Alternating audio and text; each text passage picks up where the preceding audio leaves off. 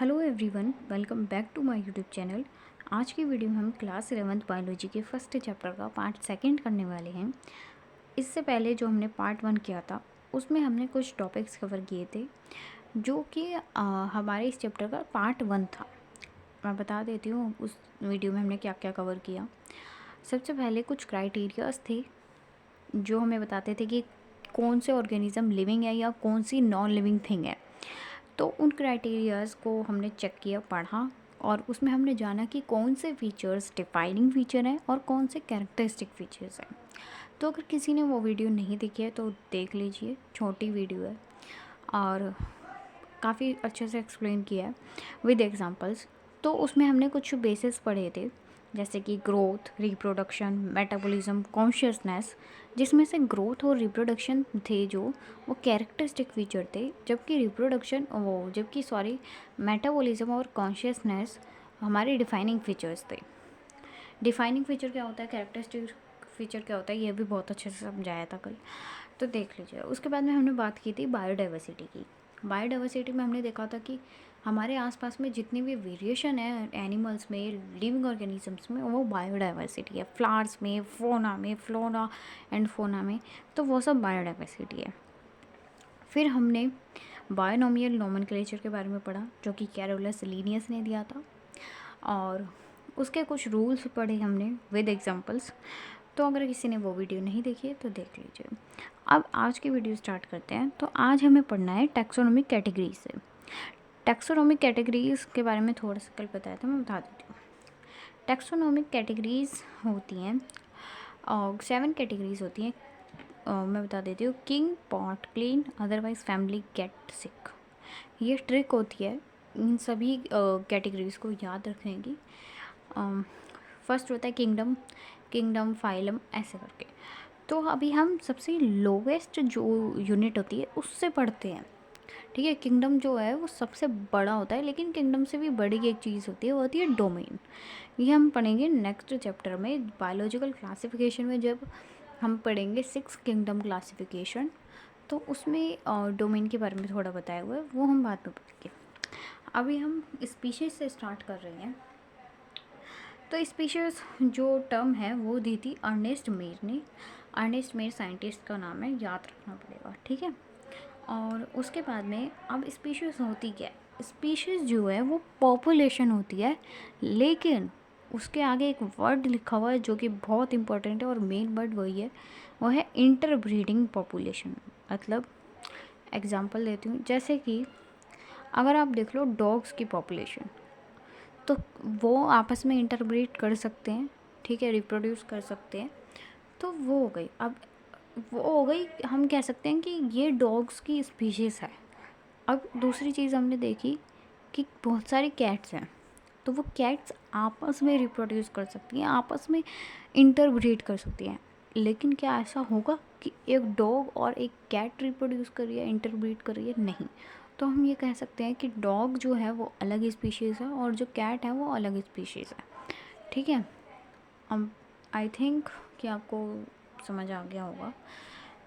तो हम कह सकते हैं कि जो स्पीशीज़ है वो इंटरब्रीडिंग पॉपुलेशन होती है। अब इसके कुछ एग्जांपल्स गिवन है एनसीईआरटी में जो मैंने लिखे हुए हैं। Panthera tigris, Panthera leo, Solanum nigrum, Solanum मेलागोनेरा, सोलैनम मेलानगेना। तो अब जिन लोगों ने पहले वाली वीडियो देखी होगी उन्हें ये समझ आ रहा होगा कि पैंथेरा क्या है और टिग्रिस क्या है। मैं दोबारा से बता देती हूँ। जो यहाँ पे फर्स्ट नेम लिखा हुआ है, फर्स्ट जो वर्ड लिखा हुआ है वो होता है जेनरिक नेम, और पीछे जो है वो होता है स्पेसिफिक एपिथेट, यानी कि ये इसकी स्पीशीज़ को बता रहा है। तो हम कह सकते हैं कि ये कौन से स्पीशीज़ से बिलोंग कर रहा है। ये टाइग्रिस स्पीशीज़ से बिलोंग कर रहा है, ये लियो स्पीशीज़ से बिलोंग कर रहा है, ठीक है। और ये इसकी जीनस है, जीनस के बारे में हम आगे पढ़ रहे हैं अभी। तो यहाँ तक समझ आ गया। अब बढ़ते हैं जीनस की तरफ। जीनस क्या होता है? क्लोजली रिलेटेड स्पीशीज़ जीनस होते हैं। अब जैसे पोटैटो और ब्रिंजल, ये एक ही जीनस में आते हैं, सोलैनम। लायन, लियोपार्ड और टाइगर तीनों एक ही में आते हैं, पैंथेरा जीनस में, ठीक है। फिर आती है बात फैमिली की। फैमिली होती है closely related genus, closely related genus. होती है फैमिली। फैमिलीज़ के बारे में हम मॉर्फोलॉजी वाले चैप्टर्स में पढ़ेंगे, जहाँ पे हम फ्लावर्स के प्लांट फैमिलीज़ के बारे में पढ़ेंगे, फ्लावर्स की फैमिलीज़ के बारे में पढ़ेंगे, ठीक है। तो वहाँ पे फैमिलीज़ को पढ़ना है काफ़ी डिटेल में। तो अभी देख लेते हैं फैमिलीज़ के कुछ एग्जांपल्स होते हैं। सोलेनम, टीनिया, दतूरा, ये तीनों आते हैं सोलेनेसी फैमिली में। सोलेनेसी फैमिली का नाम होता है, फैमिली के इसके नेम से आप आगे फैमिलियर होने वाले हैं 5th चैप्टर में मॉर्फोलॉजी ऑफ फ्लावरिंग प्लांट्स में। और पैंथेरा और जो फैलिस होते हैं, ये दोनों फैलिडेई फैमिली में आते हैं। तो अभी तक हमने स्पीशीज, जीनस और फैमिली को कवर कर लिया। इसमें पता क्या होगा कि ये चीज़ आपको कंफ्यूज करेगी कि स्पीशीज़ क्या होता है, जीनस क्या होता है, क्योंकि अभी पढ़ते टाइम बहुत इजी लग रहा होगा ये, लेकिन बाद में जब क्वेश्चंस देखते हैं तो कन्फ्यूज़न होती है, और इनके एग्जांपल्स याद रखना बहुत ज़रूरी होता है। तो अब आगे बढ़ते हैं। तो अब जो अगली चीज़ आती है वो होती है ऑर्डर। ऑर्डर ये वो वाला ऑर्डर नहीं है जो हम सुनते रहते हैं, ठीक है, कि ऑर्डर दे दिया ये, या फिर ये ऊपर से ऑर्डर आया, ये वो वाला ऑर्डर नहीं है। तो ऑर्डर क्या होता है बायोलॉजी में? क्लोजली रिलेटेड फैमिली, ठीक है। तो पढ़ते हैं। अब हमने पढ़ा कि क्लोजली रिलेटेड फैमिलीज, फैमिली अभी पढ़ा तो सोलेनेसी एक फैमिली होती है, वैसे ही कॉन्वोलेसी भी एक फैमिली होती है। तो ये जो दोनों फैमिलीज हैं ये पॉलीमोनियाल्स में आती हैं, पॉलीमोनियल ऑर्डर है, ठीक है। ये दोनों फैमिलीज इस ऑर्डर में आती हैं। उसके बाद में फैलिडेई अभी पढ़ा, फैमिली का नाम है। फैलिडेई और कैनिडेई ये दोनों डॉग फैमिली में, ये जो कैनिडेई होती है ये डॉग फैमिली में आती है, क्योंकि इनके पास में कैनाइन टीथ होते हैं। देखा है ना, जब डॉग किसी को बाइट करता है तो बस वो जो टीथ होते हैं ना, बाइट करते हैं जो, वो कैनाइन होते हैं। इसके बारे में हम पढ़ेंगे डाइजेशन एंड एब्जॉर्प्शन वाले चैप्टर्स में, वहाँ पे टीथ के बारे में बताया हुआ है, ठीक है। तो अभी इतना समझिए, फैलिडेई और कैनिडेई जो फैमिली है दोनों, ये आती है कार्निवोरा ऑर्डर में, ठीक है। उसके बाद में अब आ जाते हैं क्लास पे। क्लास होती है क्लोजली रिलेटेड ऑर्डर, ठीक है। अब प्राइमेटा और कार्निवोरा जो ऑर्डर हैं वो दोनों आ जाते हैं मैमेलिया उसमें क्लास में, मैमेलिया क्लास में। अब मैमेलियास क्या होते हैं? मैमेलिया में आते हैं मैमल्स। और मैमल्स कौन होते हैं? वैसे तो ये कुछ जनरल बात है, लेकिन नहीं पता तो फिर बता देती हूँ। मैमल्स वो होते हैं जिनके पास में मैमेरी ग्लैंड्स प्रेजेंट होते हैं, ठीक है। मेमोरी ग्लैंड्स प्रेजेंट होते हैं, वो मैमल्स होते हैं। ह्यूमंस भी मैमल्स हैं, मंकीज़ भी मैमल्स हैं, डॉग्स भी मैमल्स ही होते हैं, ठीक है। आगे इसमें काऊ भी मैमल होती है। अब फाइलम या फिर डिवीज़न, एनिमल्स के लिए फाइलम यूज़ करते हैं हम, और प्लांट्स में सॉरी मेरा टाइम पे थोड़ा सा हिल गया था। तो कंटिन्यू करते हैं अपने टॉपिक को। तो मैं बता रही थी फाइलम और डिवीज़न। फाइलम जो है वो हमें एनिमल्स के लिए यूज़ करते हैं, जबकि डिवीज़न जो वर्ड है वो प्लांट्स में यूज़ करते हैं। तो फाइलम के बारे में ना हम काफ़ी पढ़ने वाले हैं एनिमल किंगडम चैप्टर में, और इसको मैंने पढ़ाया हुआ है इस चैप्टर को काफ़ी डिटेल में, लेकिन सिर्फ 4 वीडियोज़ हैं, वो भी छोटी छोटी सी, लेकिन हर एक चीज़ कवर किया, हर एक चीज़ को अच्छे से समझाया। तो किसी ने वो चैप्टर नहीं पढ़ा है तो देख लीजिए। अब देखते हैं तो फाइलम क्या होता है। फाइलम या division closely related classes. Example आ जाएगा कोडेटा, ठीक है।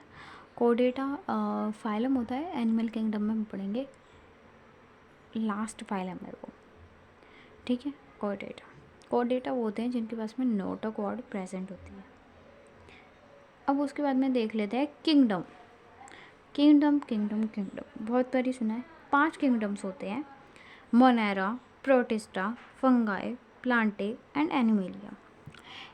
जो नेक्स्ट चैप्टर है ना, सेकंड चैप्टर बायोलॉजिकल क्लासिफिकेशन, ये पूरा इसी पे ही बना हुआ है, ठीक है।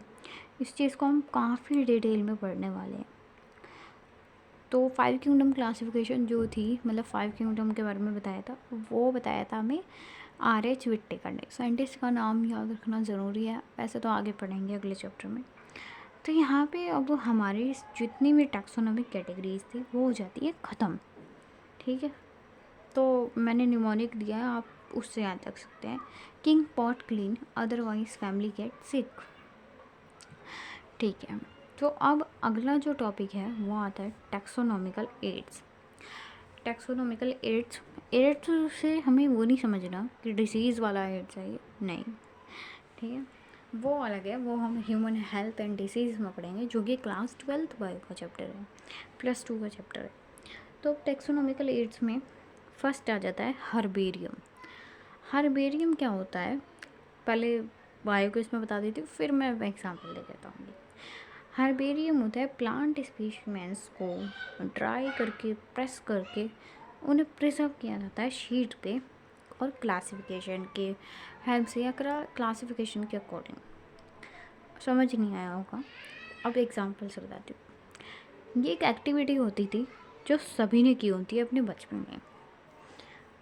तो हम क्या करते थे, आपको याद होगा, स्क्रैप बुक लेते थे और हमें एक्टिविटी मिलती थी कि हमें अलग अलग प्लांट्स के जो लीव्स हैं उनको लाना है और उनको अपनी स्क्रैप बुक या मतलब जो एक्टिविटी फाइल है उसमें पेस्ट करना है। तो क्या करते थे वो क्या होता था कि अलग अलग लीव्स आ रही हैं, मैंगो की लीफ आ रही है, उसमें हमें लिखना भी होता था कि कौन से प्लांट की लीफ है ये थोड़ी। तो हम क्या होता था, मैं समझाती हूँ। हम एक लीफ लेके आए, ठीक है, हम लोग एक लीफ लेके आए, फिर उसको हमने पहले सुखाया, जैसे मतलब कुछ भी है भाई, बाहर बारिश हुई है, ऐसा तो नहीं है कि कुछ भी गीली है या कुछ भी है, पहले उसको हम एक जगह रख देंगे, उसको हम सुखाएंगे, ड्राई करेंगे, उसके बाद में हम उसे ऐसे प्रेस करेंगे, ठीक है। तो हमने उसको ड्राई किया, प्रेस किया, अब उसको हम पेस्ट कर देते हैं अपनी शीट पे, ठीक है। तो अब उसके बारे में हम लिखना भी तो होता था, क्या क्या लिखते थे हम भाई, लेबलिंग करनी होती थी, ये थोड़ी था कि हमने बस बता दिया, चिपका दी वो लीफ और हो गई एक्टिविटी, नहीं। तो उसमें हम बताते थे किस चीज़ की लीफ है, क्या है, ये सब, ठीक है। तो वैसा ही यहाँ पे भी कुछ हो रहा है, हम उसे लेबल करते थे और उसमें लिखते थे पहले तो नेम ऑफ कलेक्टर, ठीक है, अपना नाम। अब भाई किसने किया है वो कलेक्शन की किसने है, वैसे हम तो करते नहीं थे, पेरेंट्स ही करते हैं, पर फिर भी हम अपना नाम लिखते हैं, ठीक है, नेम ऑफ कलेक्टर। उसके बाद में किस चीज़ की कलेक्शन की है, मतलब है क्या चीज़ वो बताओ।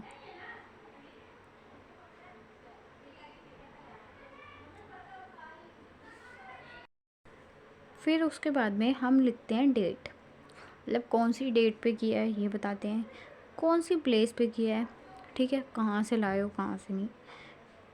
उसके बाद में हम लोकल या फिर लोकल और बोटेनिकल नेम लिखते हैं, इंग्लिश नेम भी लिखते हैं, उसकी फैमिली भी लिखते हैं, ठीक है। तो ये सब हो गई लेबल में, हम ये लिखते हैं।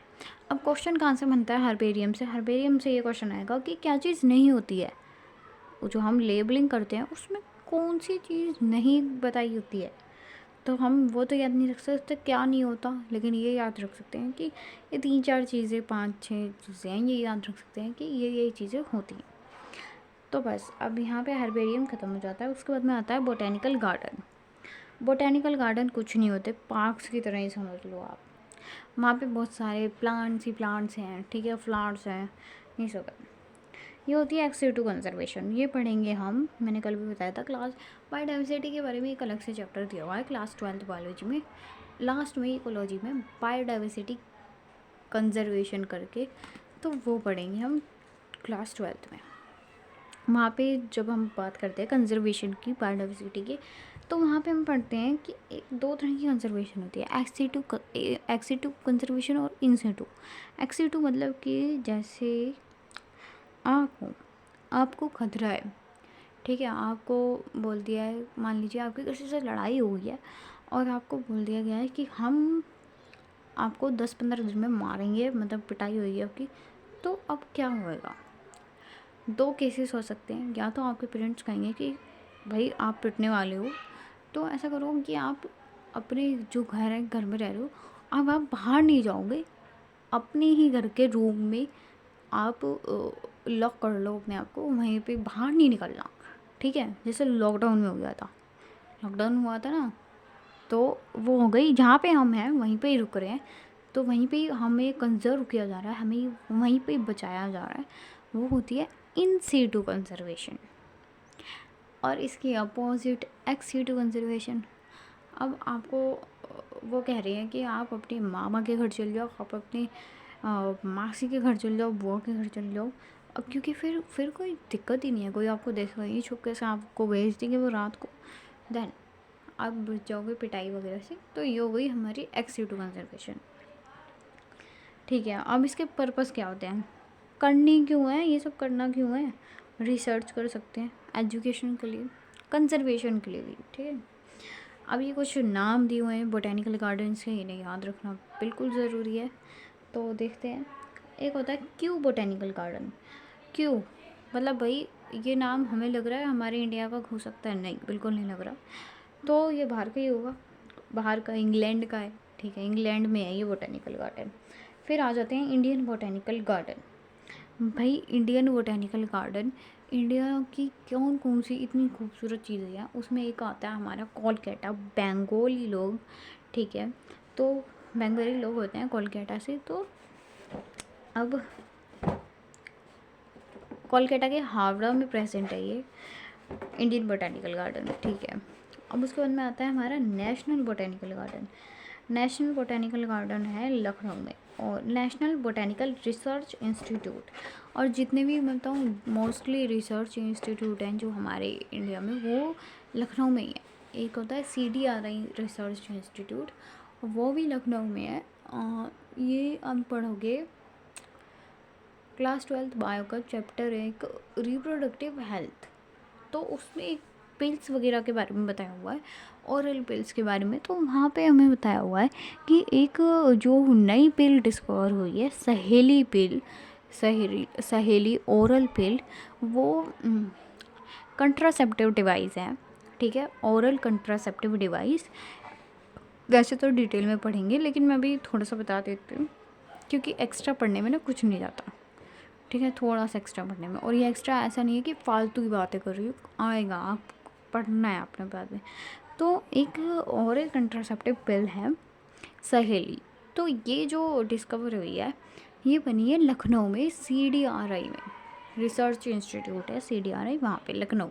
तो मैं ये बता रही हूँ कि इंडिया में जितने मतलब रिसर्च इंस्टीट्यूट हैं वो ज़्यादातर लखनऊ में ही हैं, तो आपको याद रखना ईजी हो जाएगा, इसलिए होता है। अब नेक्स्ट आ जाता है म्यूज़ियम। म्यूज़ियम के बारे में सबने ही सुना होगा, और कुछ लोग गए भी होंगे। और स्कूल वाले क्या करते हैं, पिकनिक पे म्यूज़ियम ले जाते हैं। ये तो हर जगह ही होता है, खैर दिल्ली में तो कुछ ज़्यादा ही होता है कि कुछ नहीं है, पिकनिक पे म्यूज़ियम ले जाते हैं। ठीक है, बहुत बच्चों का मूड भी ख़राब हो जाता है, मेरा भी होता है। तो अब म्यूज़ियम में क्या होता है, म्यूज़ियम में प्लांट्स होते हैं, एनिमल्स होते हैं। ठीक है, लेकिन ज़िंदा नहीं होते, मरे हुए होते हैं, डेड। ठीक है, अब हम देख लेते हैं, जैसे कि छोटी छोटी चीज़ें हैं, छोटे छोटे स्पीसीमेंस हैं, जैसे स्नेक हो गया। ठीक है, स्नेक हो गया, फ्रॉग हो गया, मतलब स्नेक हो गया, ये सब क्या है, इनको क्या करेंगे, एक जार लेंगे। ठीक है, बॉटल की तरह समझ लो, एक जार लेंगे, उसके अंदर ना एक केमिकल भरा होता है, फॉर्मेलिन। ठीक है, और उसके अंदर डाल देते हैं वो अपने जो स्नेक वगैरह होते हैं उनको, और हम वहाँ जाके ये सब देखते हैं। तो अब आप सोचिए, वो फॉर्मेलिन में क्यों डालते हैं, पानी में क्यों नहीं डाल देते? वो इसलिए क्योंकि भाई अगर कोई चीज़ मरी हुई है तो वो ख़राब हो जाती है, मतलब सड़ने लग जाती है, उसमें से बदबू आने लग जाती है, इसलिए एक केमिकल होता है फॉर्मेलिन, उसके अंदर डाल देते हैं। ठीक है, अब बड़ी बड़ी जो स्पीशीमेंस हैं, जैसे कि हम समझ लेते हैं, मान लीजिए एक टाइगर है, टाइगर को क्या एक जार में रख सकते हैं, या हम ऐसा कर देंगे कि उसको काट पीट के उसके टुकड़े रख देंगे जार में? ऐसा भी नहीं हो सकता, फिर फ़ायदा क्या? तो उसको मान लीजिए, उसके लिए क्या होगा कि हम एक बड़ा सा कुछ, मतलब उसको कवर किया हुआ है रूम वगैरह को, और हम बाहर से देख सकते हैं, शीशे में रखा हुआ है। तो अब वो शेर को क्या करेंगे, शेर को जो भी टाइगर या शेर लेंगे हम, लायन, तो उसको मतलब उसमें एक टीयर करेंगे, उसको एक कट लगाएंगे, और उसको ना स्टफ़ कर देंगे, उसके अंदर से जो भी है सब निकाल लेंगे, और अंदर को उसके काफ़ी सारी चीज़ें स्टफ़ कर देंगे, भर देंगे फोम वगैरह, ताकि जो उसकी शेप है वो ख़राब ना हो। अब ऑफकोर्स वो मर चुका है, वो सिकुड़ेगा, श्रिंक होगा, तो उसकी शेप ख़राब ना हो इसलिए उसको स्टफ़ कर देते हैं, बड़े बड़े जो हमारे एनिमल्स होते हैं।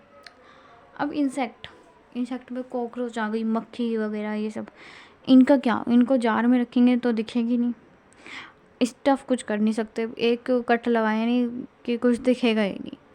तो इनको हम क्या करते हैं, इनको पहले हम इंसेक्ट है जैसे कि मान लीजिए कॉकरोच चल रहा है दीवार पे, अब हम क्या करेंगे, उसको ऐसे मारेंगे, फिर उसको या तो एक बॉक्स में रख देंगे या फिर हम ऐसे बोर्ड सा होता है उस पर पिन से उसको पिन कर देंगे, ठीक है।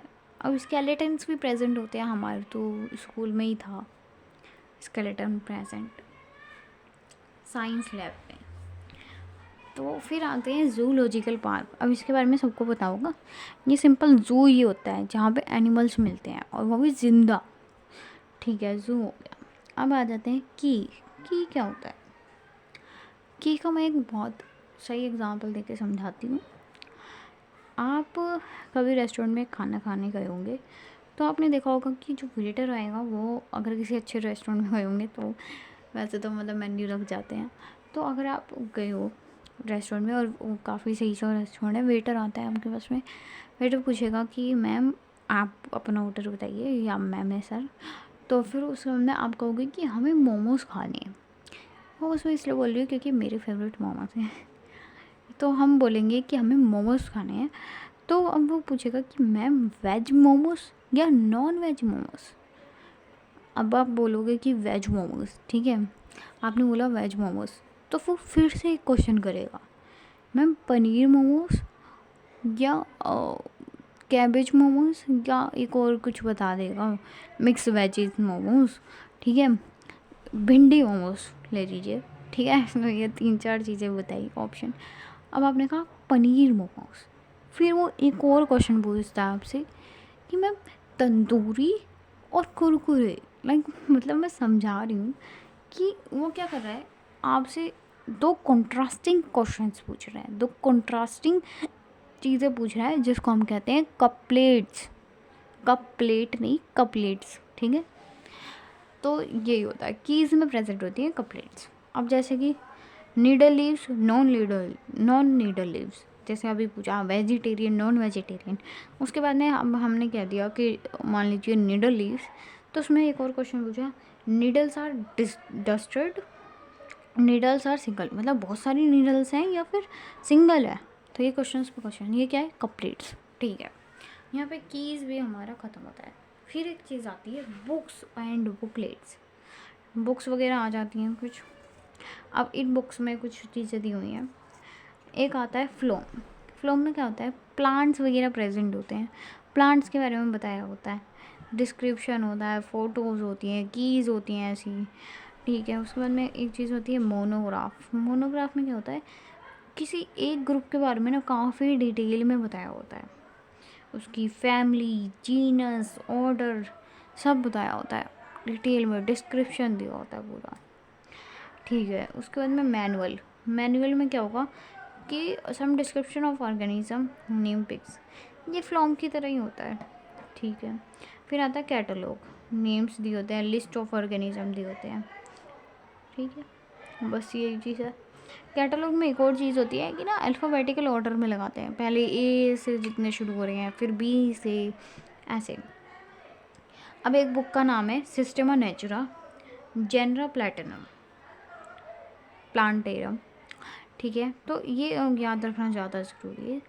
ये क्या है कि मैंने पहले भी बताया था लीनियस के बारे में थोड़ा, तो लीनियस ने लिखी थी ये बुक, जिसमें हमने पढ़ा था ना बायनोमियल नोमेनक्लेचर, तो वो जितने भी सारे नाम थे वो इसने इसी बुक में बताए थे, कहीं लिखे तो होंगे, मुंह से थोड़ी बोल दिए होंगे इतने ना, उसने इसी बुक में लिखे थे। तो थैंक यू सो मच। ये चैप्टर यहीं पे ख़त्म होता है। हमने 2 पार्ट्स में इस चैप्टर को किया और मुश्किल से मतलब वो वीडियो आधे घंटे की थी अराउंड, और ये वीडियो 20-25 मिनट की है, तो यानी कि हमने 1 घंटे में इस पूरे चैप्टर को ख़त्म कर दिया है। पॉइंट टू पॉइंट बातें की हैं लेकिन अच्छे से समझाया, क्लैरिफाई किया। तो अगर आपको थोड़ा सा भी समझ आया हो तो वीडियो को लाइक कीजिए, और वीडियो अच्छी लगी हो तो like the video, subscribe my channel and share with your friends. Thank you so much.